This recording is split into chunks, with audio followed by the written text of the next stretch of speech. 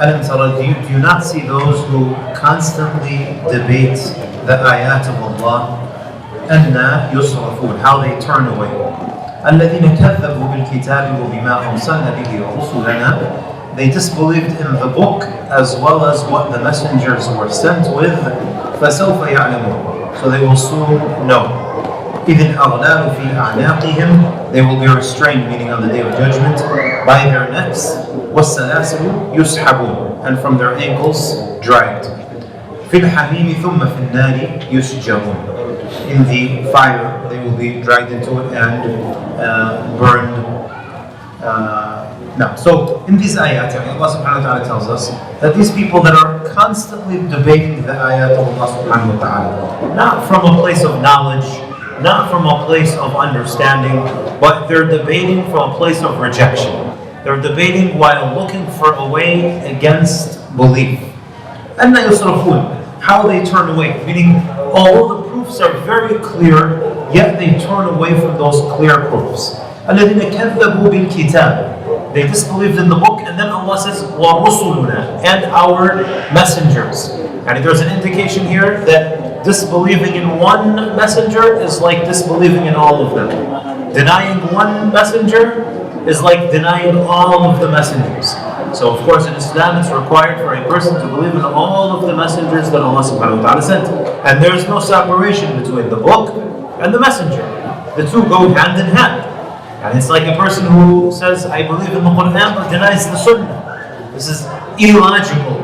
It's an impossibility in reality to believe. How can you believe in the book and disbelieve in the one who brought the book?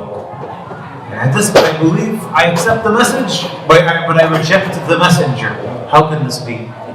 I accept the book, but I disbelieve in the one who taught the book. I disbelieve in the one who came as an example of the book. Logically, it doesn't make any sense. So Allah subhanahu wa ta'ala pairs the messengers with the books. بِمَا أَرْسَلْنَا بِهِ رُسُلًا فَسَوْفَ يَعْلَمُونَ, they will soon, فَسَوْفَ, in the future, come to know. It's delayed, but it's coming. The truth may be delayed, but it's coming. The results of the action might be delayed for some time, but it's coming. And that reminder comes in the Quran consistently. It might be delayed, Allah might delay, but His justice and His judgment and the accountability is coming. For certainty, it is coming.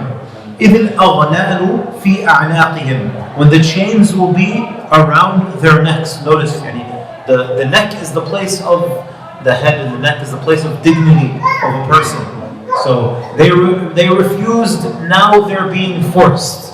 In this dunya they refused.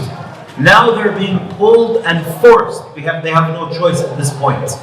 Okay, so, and then the verse says, and إِذِ الْأَغْلَالُ فِي أَعْنَاقِهِمْ وَالسَّلَاسِلُ, and from the ankles.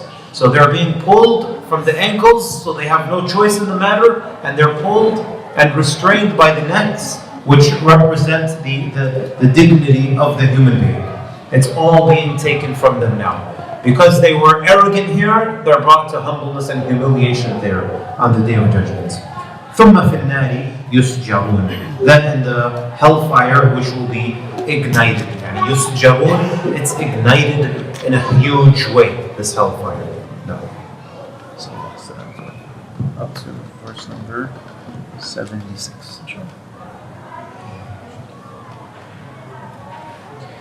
ثم قيل لهم أين ما كنتم تشركون من دون الله قالوا ضلوا عنا بل لم نكن ندعو من قبل شيئا كذلك يضل الله الكافرين ذلكم بما كنتم تفرحون في الأرض بغير الحق وبما كنتم تمرحون ادخلوا أبواب جهنم خالدين فيها فبئس مثوى المتكبرين.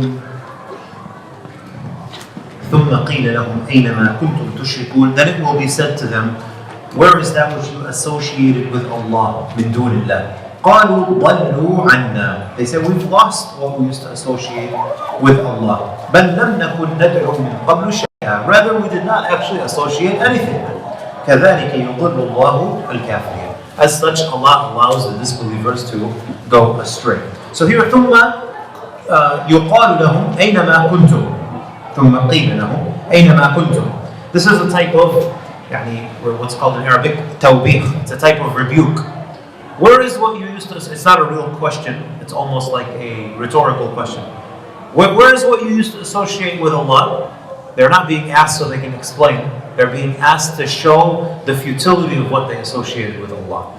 The fact that associating anything with Allah makes no sense whatsoever, and it will never stand up to truth in any way whatsoever. Where is it they used to associate? Now what is their answer? قَالُوا ضَلُّوا عَنَّا. They will say, we've lost it. We've lost what we associated with Allah. It's not here. It did us no good. What we worshipped other than Allah, what we chased other than Allah, chasing our desires, allowing our desires to become lords other than Allah, we've lost all of it. It did us no good at the end of the day. بَلْ لَمْ نَكُنْ نَدْعُو مِنْ قَبْلُ شَيْئًا. Rather, we didn't actually call upon anything other than Allah. This can mean two things. It can mean we didn't call upon any other than Allah, meaning what we did call upon was useless. We didn't call upon anything. It amounted to nothing. Or they're lying now and saying we didn't actually worship other than Allah. No, that's not what we meant. We only worship those things to get us closer to Allah. No, we were actually worshiping Allah, but we felt that God's presence was in that thing. That's why we prayed to the statue. That's why we prayed to the Prophet, because he was the mediator between us and Allah. So they'll make up lies on the Day of Judgment. So it can mean one of those two things. But at the end of the day, here the indication to us is anything that will have been worshipped other than Allah, any deen other than deen of Allah. Inna deen عند الله الإسلام. Any other way of life, any ideology will amount to nothing on the Day of Judgment. It will have no use whatsoever. كذلك يضل الله الكافرين.